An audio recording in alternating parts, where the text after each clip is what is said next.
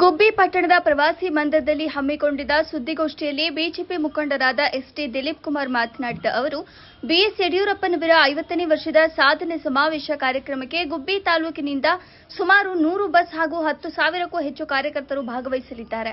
ಪ್ರತಿ ಗ್ರಾಮ ಪಂಚಾಯಿತಿ ಮಟ್ಟದಿಂದ ಕಾರ್ಯಕರ್ತರು ಪಕ್ಷಾತೀತವಾಗಿ ಕಾರ್ಯಕ್ರಮಕ್ಕೆ ಹೊರಡಲಿದ್ದಾರೆ.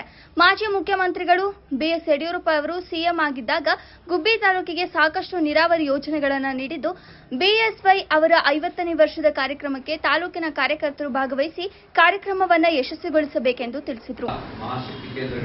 ಜಿಲ್ಲಾ ಪಂಚಾಯತಿ ಏರಿಯಾದಲ್ಲಿ ಸಭೆಗಳಾಗಿದೆ, ಕಾರ್ಯಕರ್ತರ ಮಧ್ಯೆ ಆಗಿದೆ, ಅಭಿಮಾನಿಗಳ ಮಧ್ಯೆ ಆಗಿದೆ. ಅಭಿಮಾನೋತ್ಸವಕ್ಕೆ ಹೆಚ್ಚಿನ ಸಂಖ್ಯೆಯಲ್ಲಿ ಓಡಬೇಕು ಅಂತ ಹೇಳಿ ಗುಬ್ಬಿನಲ್ಲಿ ಈಗಾಗಲೇ ದಿಲೀಪ್ ಅವರು ಮಾತಾಡಿದಾಗೆ ಗುಬ್ಬಿನ ನೀರಾವರಿ ಯೋಜನೆಗೆ ಯಡಿಯೂರಪ್ಪನವ್ರ ಕೊಡುಗೆ, ಗುಬ್ಬಿಯ ನಗರೋತ್ಥಾನಕ್ಕೆ ಯಡಿಯೂರಪ್ಪನವ್ರ ಕೊಡುಗೆ ಮತ್ತು ಮಠಗಳಿಗೆ ಯಾವುದು ಕೋಟಿಹಳ್ಳಿ ಮಠ ಇರ್ಬೋದು, ಎಲ್ಲ ಮಠಗಳಿಗೆ ಯಡಿಯೂರಪ್ಪನವ್ರ ಕೊಡುಗೆ ಇದೆ.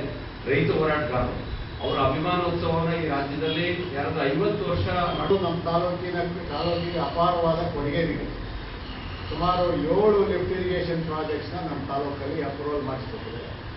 ಈ ಲಿಫ್ಟ್ ಇರಿಗೇಷನ್ ಪ್ರಾಜೆಕ್ಟಲ್ಲಿ ಸುಮಾರು 4 ಹೋಬಳಿಲಿ 38 ಕೆರೆ ನೀರು ತುಂಬಿಸೋ ಕೆಲಸಗಳು ಆಗ್ತಾ ಇದ್ದಾವೆ. ಇನ್ನು ಬಿಕ್ಕೆಗುಡ್ಡ ಭಾಗ ಮತ್ತು ಅಗೇವಾಡಿ ಭಾಗ ಇನ್ನೂ ಕೆಲಸ ನಡೀತಾ ಇದೆ. ಇದರಿಂದ ಸುಮಾರು 115 ಹಳ್ಳಿಗೆ ಅನುಕೂಲ ಆಗ್ತಿತ್ತು. ಮತ್ತು ಈ ಕಾಮಗಾರಿ ಮಂಜೂರು ಮಾಡೋ ಟೈಮ್ ಅವ್ರು ಹಿಡಿದಿದ್ದು ಏನು ನಾನು ಮಾತು ಕೊಟ್ಟಿದ್ದೀನಿ, ಈ ಕೆಲಸ ಆಗಲೇಬೇಕು, ಅಪ್ರೂವಲ್ ಆಗಲೇಬೇಕು ಅಂತ ಅಂದಿನ ನೀರಾವರಿ ಸಚಿವರಾದಂಥ SR ಬೊಮ್ಮಾಯಿ ಅವರಿಗೆ ಕೂತು ಅವರೇ ಆದೇಶ ಮಾಡಿ ಇನ್ನೊಂದು 3 ತಿಂಗಳಲ್ಲಿ DPR ಅಪ್ರೂವಲ್ ಆಗಬೇಕು, 4 ತಿಂಗಳೊಳಗೆ ಟೆಂಡರ್ ಕೆಲಸ ಶುರುವಾಗುತ್ತೆ. ಅದರಂತೆ ಮಂಜೂರು ಮಾಡಿ ಕೆಲಸ ಪ್ರಾರಂಭವಾಯಿತು. ಒಂದು ಅಭಿನಂದನಾ ಕಾರ್ಯಕ್ರಮ ಇದೆ. ಅಭಿನಂದನಾ ಕಾರ್ಯಕ್ರಮದಲ್ಲಿ ನಮ್ಮ ತಾಲೂಕಿನ ಸ್ವಯಂ ಪ್ರೇರಿತವಾಗಿ ಎಲ್ಲರೂ ಅವರೇ ಒಂದು ವೈಯಕ್ತಿಕವಾಗಿ ಎಲ್ಲ ಮಾಡಿದ್ದಾರೆ. ಅದರಿಂದ ಎಲ್ಲ ಸಮಾಜದವರು, ಎಲ್ಲ ಕಾರ್ಯಕರ್ತ ಬಂಧುಗಳು ಎಲ್ಲ ಹೆಚ್ಚಿನ ಸಂಖ್ಯೆಯಲ್ಲಿ ಬಂದು ಅದೊಂದು ಕಾರ್ಯಕ್ರಮ ಯಶಸ್ವಿ ಮಾಡ್ಕೊಡ್ಬೇಕು ಅಂತ ಕೇಳ್ಕೊಂತೀವಿ.